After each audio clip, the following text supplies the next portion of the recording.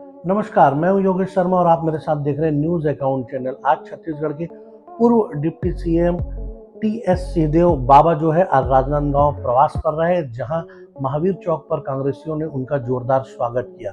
स्वागत के बाद जो है उन्होंने पत्रकारों से बातचीत की और उनके सवालों का खुलकर जवाब दिया। खासकर टीएस बाबा से पूछा गया क्या छत्तीसगढ़ में भाजपा जो है सीएम को बदलना चाह रही है। इसके अलावा एसआईआर और किसी भी विरोध प्रदर्शन में पुलिस के द्वारा लाठीचार्ज करने जैसे बड़े मामलों पर उन्होंने बयान दिया।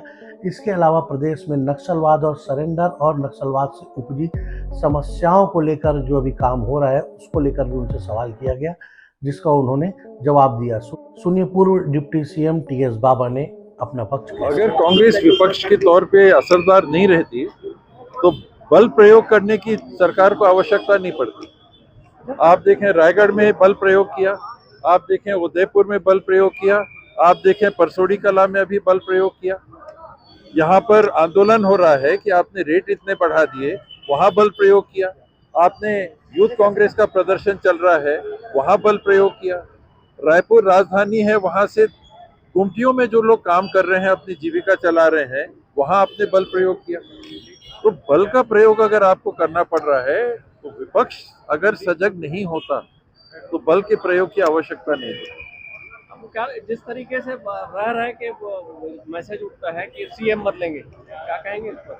ये उनका पार्टी का मामला है, हम लोग उसमें कुछ कहना उचित नहीं लगता है। ये उनके पार्टी का मामला है, वो जाने। लेकिन 2 साल में सरकार ने बेहद निराश किया। एसआईआर को लेकर क्या कहेंगे? एसआईआर एक अनावश्यक प्रक्रिया है।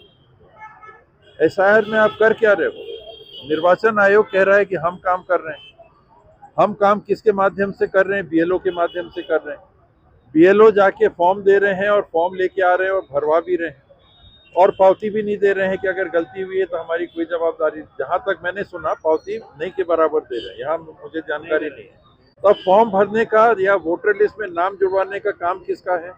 निर्वाचन आयोग का। नागरिक तो कुछ नहीं कर रहा है, आप उससे बाबूगिरी करवा रहे हो। जो फॉर्म मेरे को पढ़ के भरने में दिक्कत जा रही है वो आप सामान्य नागरिक से भरवा रहे हो। निर्वाचन आयोग अपना काम मतदाता को दे रहा है और फिर कह रहा है कि हम चाहेंगे तो जोड़ेंगे, नहीं तो नहीं जोड़ेंगे। आपने फॉर्म अलग गलत भर दिया तो आप भारत के नागरिक नहीं माने जाओगे, आप मतदान देने के योग्य नहीं माने जाओगे। तो अपना काम निर्वाचन आयोग को करना चाहिए था और इन लोगों को परेशान करने की कतई आवश्यकता है। नक्सलवाद पे कार्रवाई जो सिलसिलेवार चालू हुई थी, अब वो अंतिम चरणों की तरफ बढ़ रही है और इसमें सफलता मिलती हुई दिख रही है।